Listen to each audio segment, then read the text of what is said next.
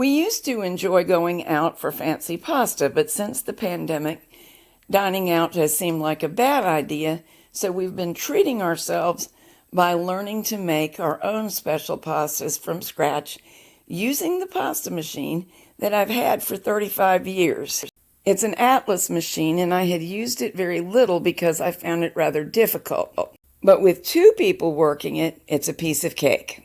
We're using a recipe that I created. The recipe is very simple and only takes a few minutes to put together. A mounded cup of spelt flour. Semolina is traditional.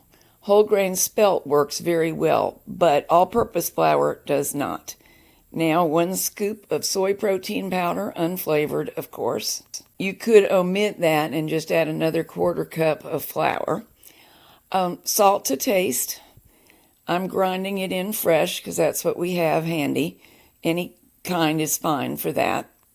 About a 1/4 cup of vegetable oil. I like to use canola. Olive oil is traditional and that works fine too. Now stir it all together with your fingers or a fork until the mixture looks like crumbs rather than flour and is evenly distributed. It's the oil that's getting distributed and causing that crummy look. Have about a cup of water handy, but don't pour it all in.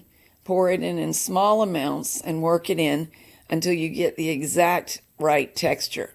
Obviously, I still need more, but I find that the water requirements vary from day to day for reasons I don't understand, so it is best to do it in small amounts. When there is enough water in there for the dough to be kneadable and stick together and clean the sides of the pan of extra flour, it shouldn't be sticky or soppy. It's time to start kneading the dough. I've sped up the film so that I'm kneading double time. Actually, just take your time and enjoy it and knead it for 2 to 5 minutes. If you want to take a little bite now and make sure that you got the salting right, you can. It doesn't hurt anything, and you can still work in more salt if need be. I felt like it was just fine, so I'm just going to knead it. It behaves better in the pasta machine if it has had a little bit of kneading, but it doesn't take long. As I said, 2 to 5 minutes of work will do the trick.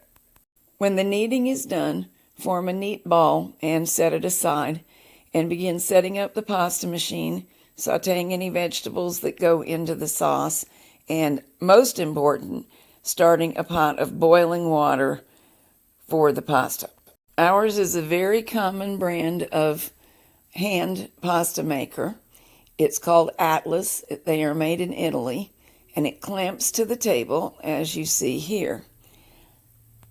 The clamp needs to be quite tight in order for the machine to work smoothly, so you may want to protect the table.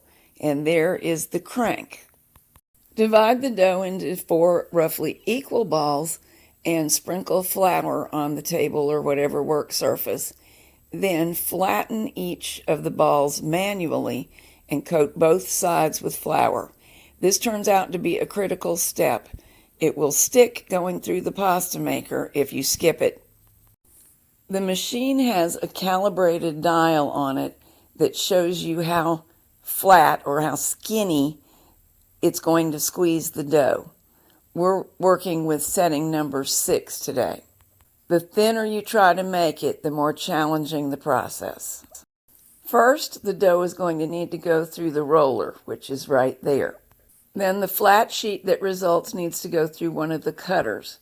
We have 2, one for noodles that are wider and one for spaghetti. Last I checked, the company does still make and sell other cutters for other kinds of pasta shapes. Each piece of dough goes through the pasta maker one at a time. This one's floured. It's going through the rollers now, just getting flattened out and made slim, like a teeny pancake. This is done by means of a crank, which is now moved over to the cutter area. We're making spaghetti, and there it comes. If we tried to make this thinner spaghetti, and we overdid it, what would happen is we would get tatters right about now, rather than noodles. And that's why we selected the thickness we did. Now back to the rollers with the crank, so that the next piece of dough can get flattened out and ready to be cut. You see why this is easier with 4 hands. Today I'm filming, so I'm not as much help as I ought to be. Generally, I catch that first flattened out roll, then I put the plate in position, hand over the caught flat piece, let Jack run it through onto the plate. I make sure it all falls onto the plate, rotate the plate, hand him the next piece of dough. He starts through, I catch it, and you get the idea.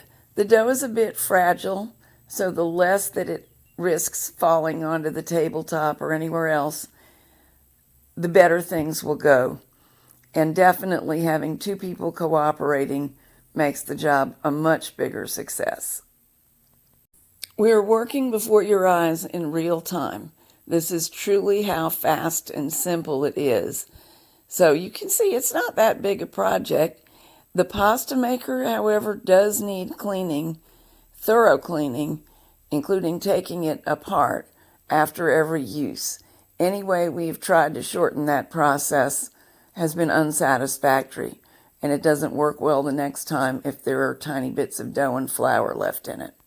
The water should be at a rolling boil by now, and you try to separate the pasta strands as you put them in.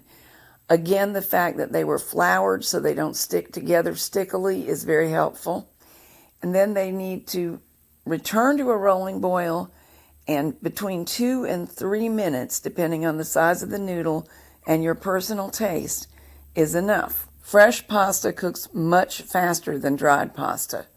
Now we can strain it out, and we are stirring it into the sauce. Today's sauce is a store-bought sauce in a bottle, a Classico, I believe, with the addition of leeks and onions from our garden and 2 kinds of olives. And it was delicious. The amount of pasta in the recipe that you saw me make produces about 4 servings this size. By the way, if spelt is unfamiliar to you, it is a grain very much like wheat, apparently a close relative, but not identical. We tried it out early in the pandemic when normal wheat flour was not very available, and it turns out we like it very well, and it's quite wholesome, so we simply kept using it. Here's the recipe.